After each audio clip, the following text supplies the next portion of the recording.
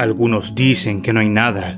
Algunos dicen que después de la muerte hay solo una eterna oscuridad. Hubo un tiempo en el que reflexionando pensaba que después de la muerte había lo mismo que antes de la vida. ¿Recuerdas cómo te sentías antes de nacer? Antes de vivir. Cierra los ojos e intenta sentir lo que había antes de que tú nacieras. Pues hubo un tiempo que yo pensaba que eso mismo habría tras tu muerte. Pero con el paso del tiempo, mis reflexiones han cambiado y asimismo ha cambiado esta duda, que desde siempre ha forjado el camino de los humanos. Esa es la pregunta más importante que nos hemos hecho desde siempre. ¿Qué hay después de la muerte? Y en ese top conocerás 4 de mis teorías favoritas.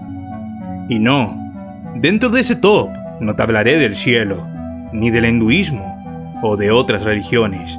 Las teorías que conocerás aquí son modernas, poco conocidas, pero sumamente interesantes.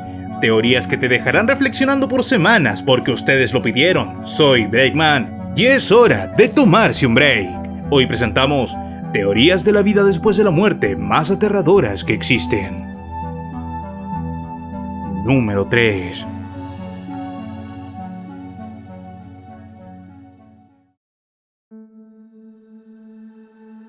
¿Alguna vez has percibido que los sueños corren a una velocidad distinta dentro de tu mente?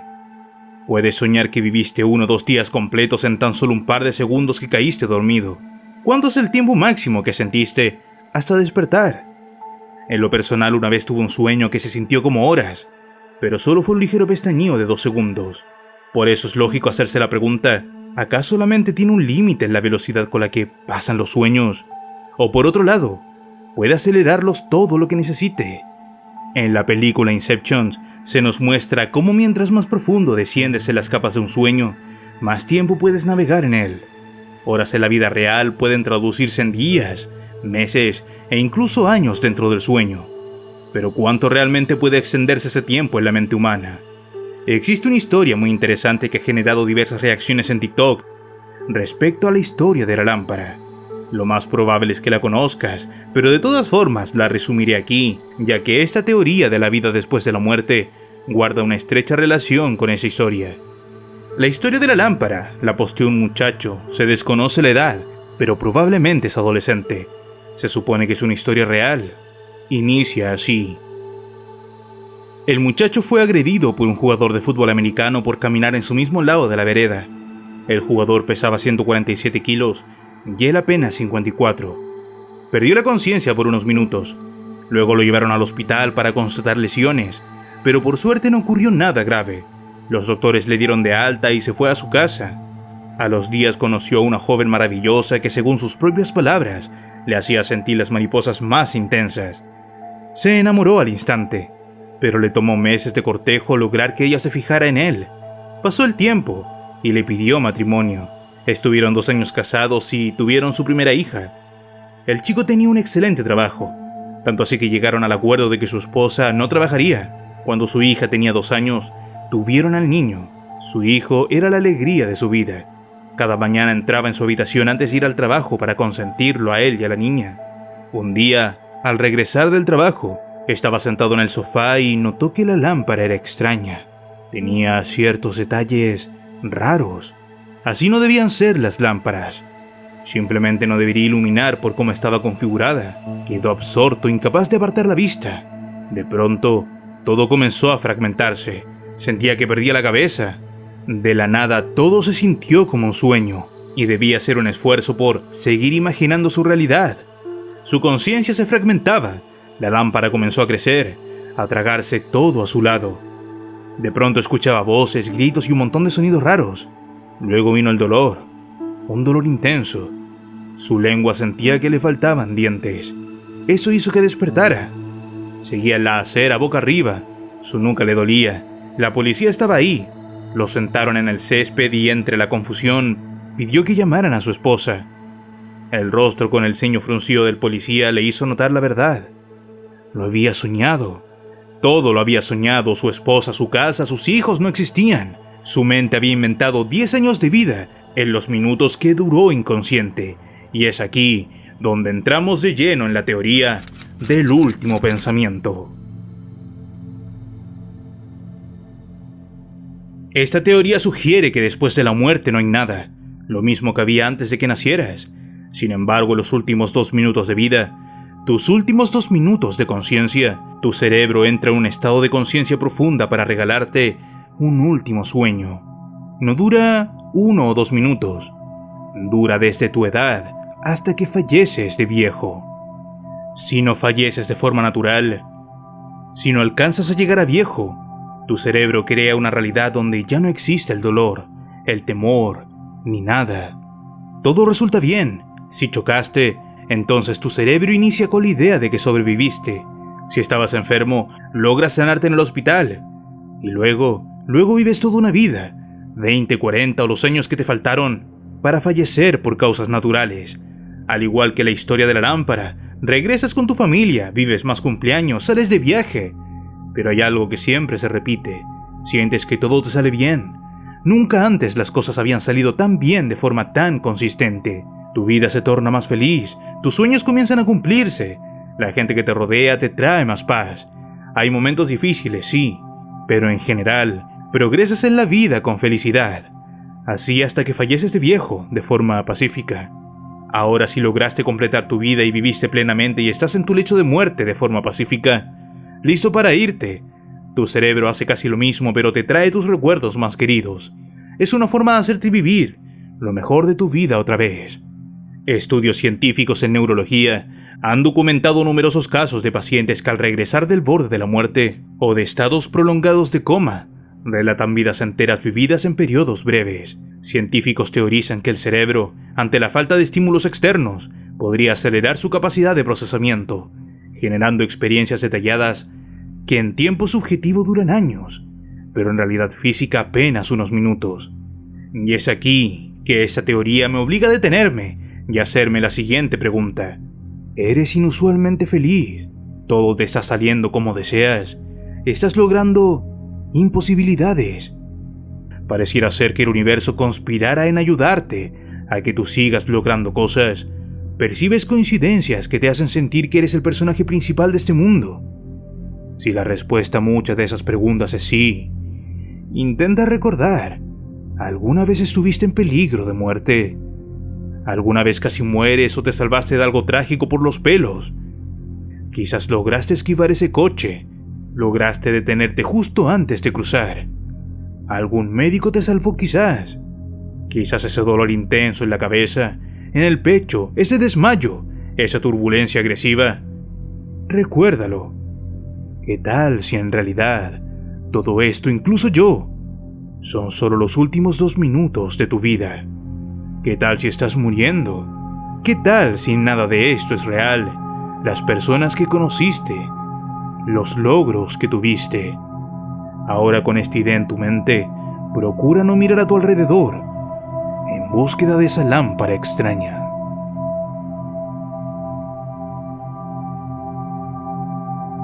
Número 2.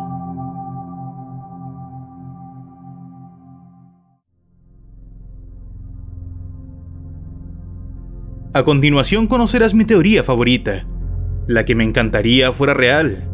De hecho, de entre todas las teorías es la única que tiene una pequeña parte de su idea respaldada por la ciencia. Sigue siendo esotérico, claro. Sigue siendo una teoría, pero al menos busca a la ciencia para corroborarse.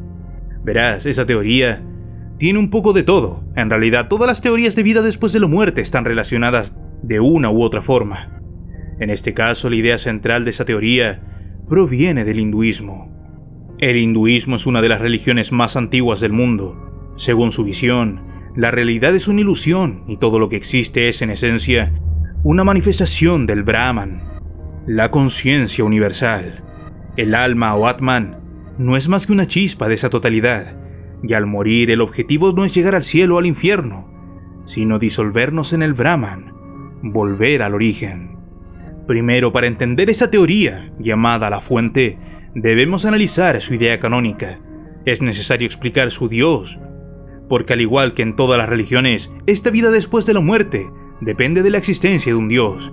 Pero aquí Dios no es un ser barbudo que te mira constantemente. Este Dios no juzga, no tiene rostro, no tiene ojos, no tiene apariencia, no tiene hijos. Este Dios no pide ni le interesa que creas en Él. En esa teoría, Dios es el universo. Más allá de eso, es la razón de la existencia del universo. Es la mano que controla la evolución, el azar y el destino.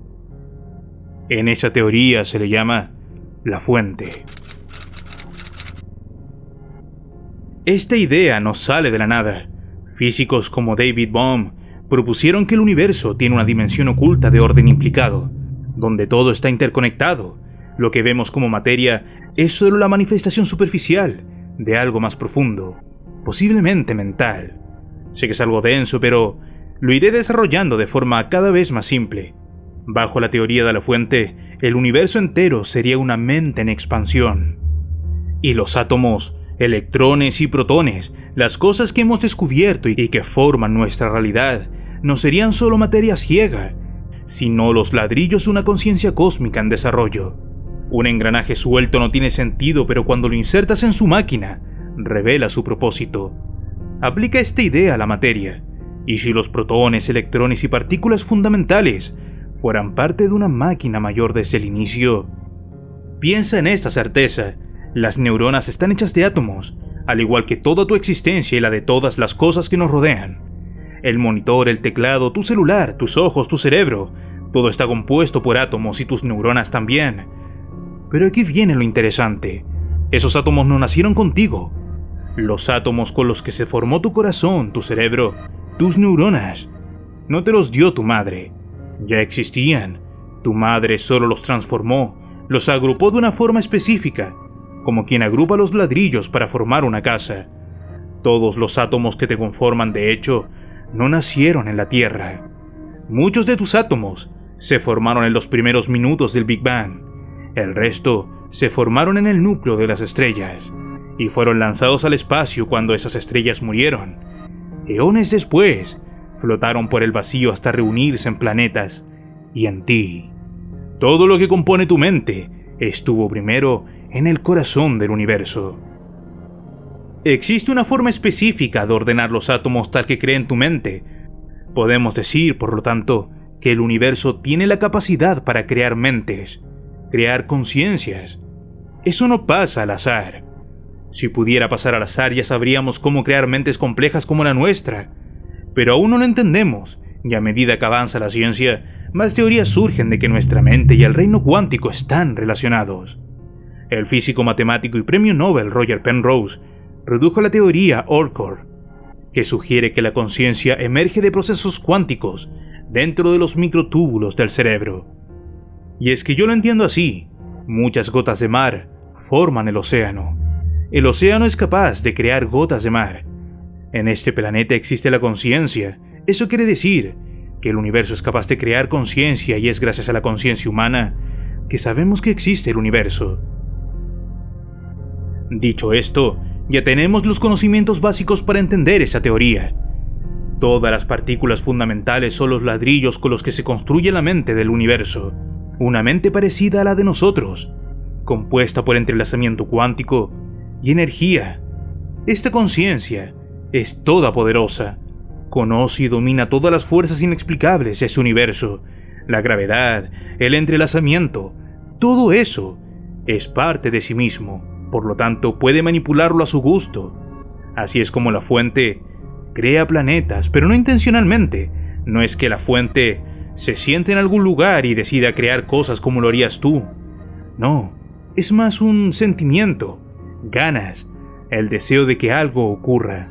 Este deseo intenso de la fuente provoca que las partículas fundamentales del universo se arreglen para formar planetas que después de eones terminan creando vida en un planeta como el nuestro.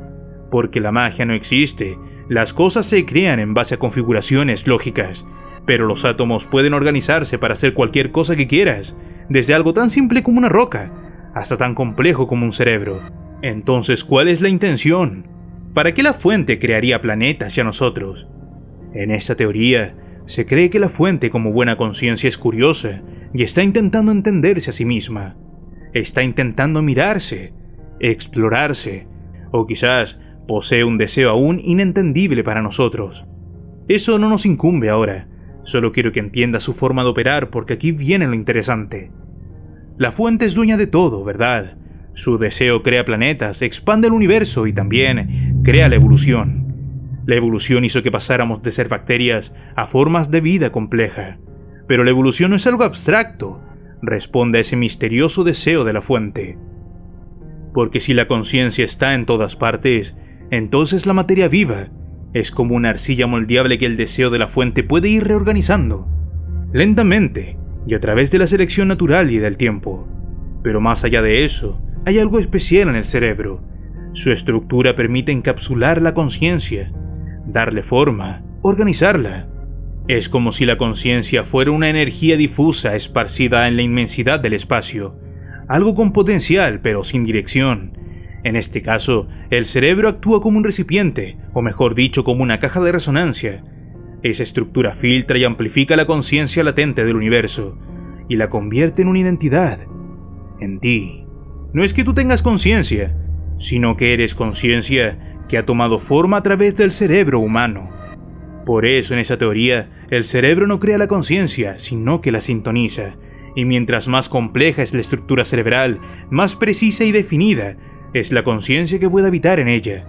El deseo de la fuente, esa necesidad de experimentarse, de verse desde diferentes ángulos, encuentra en el cerebro humano un vehículo perfecto para hacerlo. Lo que antes era energía sin rostro, se convierte en observador, en testigo, en pregunta, en experiencia. Podemos concluir que esta idea sí tiene sentido porque tu cuerpo no es 100% tuyo.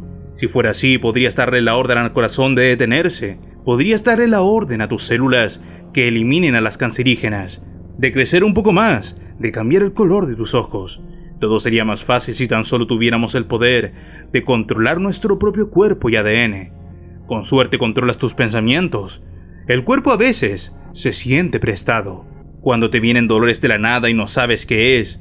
¿Por qué ocurrió? Si es tu cuerpo, ¿cómo puedes no saber lo que te está pasando? Sé que te he mareado con mucha información, pero ya tenemos todo lo necesario para entender esa teoría. La fuente es la fuerza principal, también llamada la conciencia infinita. Entonces, ¿qué pasa al morir? ¿Qué dice esta teoría al respecto? Cuando naciste y tu cerebro creció en capacidad, pudo sintonizarse con el río de la conciencia y se llenó de él. Allí esa conciencia que absorbió se estructuró en base a tu red neuronal, formando tu personalidad y quién eres. Igual como el agua viaja por las raíces y ramas de un árbol, ese líquido de conciencia viaja por la forma que le diste. Pero cuando mueres, esa conciencia rica en experiencias, recuerdos, sensaciones y deseos, regresa a la fuente. Ahora en la inteligencia infinita del universo hay un pequeño trozo de ti, no tan solo de tú que falleciste, sino de tus recuerdos. Ahora la fuente conoce a quien amaste, lo que quisiste, lo que deseaste. Pero no tan solo eso, ahora que tu conciencia se unió, se subió, se cargó con la inteligencia infinita, también conoce a tus seres queridos. Y aquí es donde viene una parte hermosa de esa teoría. Tú que perdiste a tu madre, a tu hermano, a alguien amado, aún puedes comunicarte con ellos deseando cosas. Debe ser un deseo honesto, que te lleve casi a las lágrimas, que lo sientas en tu pecho. Y en vez de pedirle a Dios que te haga milagros, intenta conectarte de esta forma con tu familiar que yace en la inteligencia del universo, y así podrías llegar a hacer brillar otra vez esa conciencia que te recuerda. Y ahora esa misma conciencia, usando las propiedades del universo, podría torcer los hilos de la realidad para darte lo que deseas. Y de aquí podemos concluir algo más. Aquí no existen las contradicciones que religiones como el cristianismo tienen que lidiar.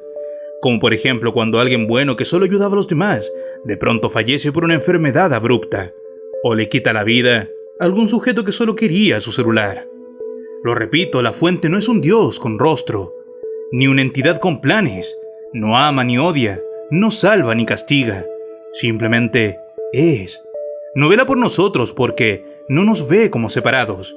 Nosotros somos ella, pequeños fragmentos de una conciencia mayor, una red infinita que se expande buscando solo una cosa: conocerse a sí misma, entenderse.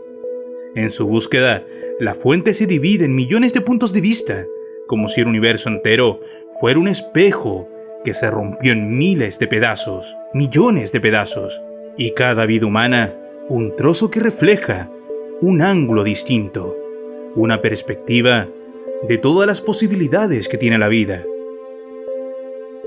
Cuando uno de esos fragmentos desaparece, no hay duelo. Así como un árbol no llora por una hoja que cae, porque sabe que brotarán otras. La fuente acepta la pérdida como parte del ciclo, no porque no le importe, sino porque para ella nada se pierde. Todo retorna, todo enseña, todo forma parte de un reflejo. Y en cuanto al mal, la fuente tampoco lo juzga. No hay justicia divina porque no hay juez. Pablo Escobar y la Madre Teresa son ante sus ojos el mismo fenómeno, un nodo de conciencia que simplemente decidió actuar para mostrarnos una perspectiva dentro de las posibilidades de lo que se puede hacer.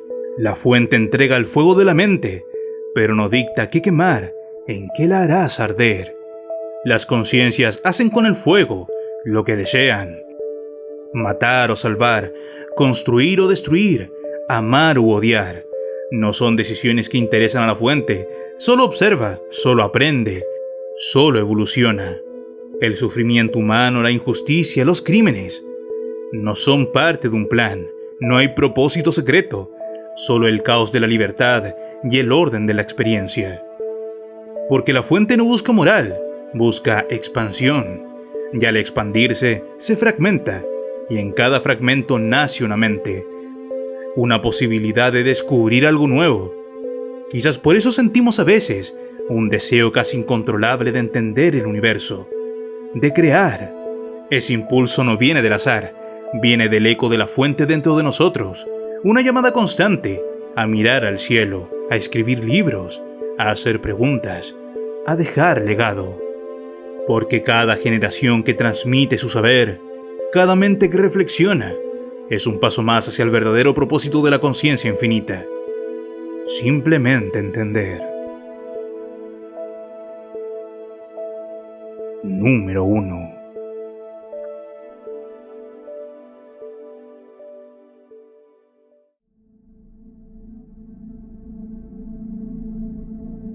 En el cristianismo, si no cumplías con las condiciones de Dios para entrar al paraíso, caías en el infierno, un lugar de tormento eterno, fuego inextinguible, dolor perpetuo. Para los griegos, ese lugar se llamaba el Tártaro, una dimensión oscura donde las almas eran castigadas según sus actos. Los nórdicos hablaban del Niflheim, un mundo helado de desesperanza. En el hinduismo existe el Náraka, una serie de reinos infernales donde el alma paga sus errores una y otra vez. Culturas separadas por océanos sin contacto alguno, imaginando una versión tan parecida de lo que sería el castigo eterno. ¿Fue coincidencia o intuición colectiva? Una verdad enterrada que todos en algún rincón del alma reconocemos, porque si tantas civilizaciones llegaron a esta idea, quizás no es una fantasía, quizás es memoria. Y aquí aparece una teoría brutal, la última que veremos en ese top, una que no busca reconfortarte, sino hacerte dudar de todo. ¿Y si este mundo fuera el infierno? Según esta hipótesis, ya estamos muertos, solo que no lo recordamos, y esta vida que vivimos es en realidad una condena. No hay llamas, no hay demonios, solo sufrimiento cotidiano, una tortura lenta disfrazada de rutina. Piénsalo, para mantenerte sano debes sufrir ejercicio, disciplina, restricciones. Comer algo delicioso te castiga con grasa, colesterol, culpa. Divertirte todo el día es casi imposible porque tienes que trabajar. No puedes amar libremente sin riesgo de ser traicionado. No puedes confiar sin temor. No puedes vivir plenamente sin pagar un precio. Cientos de decenas de castigos diferentes. Por ejemplo, ves por televisión a otros que lo tienen todo. No trabajan como tú, no sufren como tú. Tienen tiempo para ver el atardecer desde una terraza en París. Su trabajo lo completan en un par de días. Tienen tiempo para hobbies, canchas de tenis en sus patios, tiempo para ejercitarse, comida que permite cuerpos esculpidos sin preocupación por el pan de cada día, hijos que estudian en universidades carísimas, sin jamás haberse endeudado ni una sola vez. Viajan como si el mundo fuera un juego de mesa, comen en restaurantes donde una cena vale más que tu sueldo mensual, toman café en tazas doradas mientras tú reutilizas la misma cuchara hace años. Ellos disfrutan, van al espacio, mientras tú solo sobrevives y observas. Y esto ocurre todos los días, en la pantalla, en Instagram, en TikTok, en YouTube. Todo te lo restregan en la cara con una sonrisa perfecta, como si la felicidad fuera su derecho natural y el esfuerzo tu condena inevitable. Al principio parece una injusticia del sistema, pero no, esta teoría sugiere algo más perturbador. Y si esto no es una simple desigualdad, no es una falla del sistema, no. ¿Qué tal si esto es así? Porque así lo han diseñado. Así tiene que ser. ¿Qué tal si es parte del castigo? Una coreografía infernal perfectamente diseñada para que tú seas espectador de lo que nunca vas a tener, para que la comparación te atormente, para que tu miseria se intensifique cuando veas lo que te falta. Y aquí surge una hipótesis siniestra, una especie de jerarquía dentro del infierno, un sistema de niveles de castigo, donde los más dañinos, los que más fallaron, reciben la peor parte: pobreza, enfermedad, abandono, desesperanza. Si en la otra vida te portaste bien, no hiciste nada muy grave, pero pecaste de igual forma, los que quizás solo rompieron un par de reglas menores, los que mintieron una vez pero no destruyeron a nadie, los que engañaron pero no mataron, ellos viven mejor, visten bien, sonríen, tienen lujos, no porque sean los elegidos, sino porque su castigo es simplemente más suave. Un infierno con aire acondicionado. Nacen en una familia adinerada, mayores oportunidades, pero si en otra vida fuiste un maldito o una maldita, pobreza para ti, enfermedades para ti. Pero, ¿qué fue lo que hice? ¿Qué hice para merecer esto? Y esa es otra parte escalofriante de esa teoría. No recordar tu crimen, no saber por qué estás aquí, es parte del diseño del sistema. Es así con una razón, porque si lo supieras, dirías, ok, lo merezco. Quizás tendría paz, quizás levantarte a las 6 de la mañana para ir a un trabajo que odias y encontrarte estancado en el tráfico te haría recordar lo que hiciste en la vida pasada. Y dirías, bien, sí, lo merezco, lo aguantaré, aceptarías tu condena y la llevarías con resignación. Pero, si no lo recuerdas, si piensas que no lo mereces, ¿acaso no es eso algo peor? Vives confundido buscando una salida, pensando que la vida te debe algo, que algo no cuadra, y tal vez ese es el castigo real, vivir creyendo que no mereces este dolor, cuando sí lo mereces. Como en aquel episodio de Black Mirror, donde una mujer despierta día tras día, huyendo desesperadamente de personas que quieren matarla. Corre, llora, se esconde, suplica por ayuda, y nadie la escucha, nadie se detiene. Todo para saber que esta es una condena especialmente diseñada para ella. Una especie de parque temático de la venganza. Esa parte es quizás la más cruel, hacerte pensar que eres bueno, que no mereces tanto sufrimiento, pero las cosas malas no dejan de pasarte, porque cuando no sabes por qué sufres, el dolor se vuelve injusto, y el sentimiento de injusticia día tras día puede destruirte más que la tortura física. Esta teoría nos hace cuestionarnos todo, y si realmente merezco esto, si realmente me porté tan mal que las cosas malas me seguirán pasando. Esta teoría también tiene algo para el resto de los animales. Mira a tu gato, a tu perro, y si también fueron condenados, y si las almas más oscuras nacen en formas más vulnerables, tampoco recuerdan nada, ni siquiera pueden razonar como humanos, solo son arrojados a este mundo cruel, a la suerte del humano que se lo tope. Como vacas obligadas a vivir hacinadas, ser comidas, gatos callejeros pidiendo por comida, como cebras que corren sabiendo que un depredador se las va a comer vivas. Miedo constante, y nosotros, que los tratamos como inferiores, tal vez somos solo carceleros dentro de otra prisión más grande. Esta teoría también indica que, si esta es una cárcel, una penitenciaría para almas corruptas, entonces el mundo real no era así. Quizás allá no existía el cuerpo, ni el cansancio, ni la enfermedad. Tal vez lo real era intangible, un plano donde el alma fluía libre, sin temor al tiempo, sin el peso del reloj ni la ansiedad del lunes. Un espacio sin violencia, sin competencia, sin necesidad de demostrar que vales algo para ser amado. Quizás eso era la vida verdadera, una existencia pura, serena, donde todo simplemente era. Y este lugar, esa tierra del caos, con sus normas absurdas y su sufrimiento crónico, es solo una anomalía. Un rincón oscuro del universo donde las almas rotas vienen a purgar su error. Este mundo con su belleza que siempre se escapa, se agota, se va. Su amor que siempre exige, su paz que siempre cuesta, no es el principio de nada, es el final. Y lo más cruel es que no recuerdas qué hiciste. No sabes qué error fue tan grande como para merecer este destierro. Un castigo silencioso, paciente, perfecto. Un infierno donde no recuerdas tu crimen, pero lo pagas una y otra vez.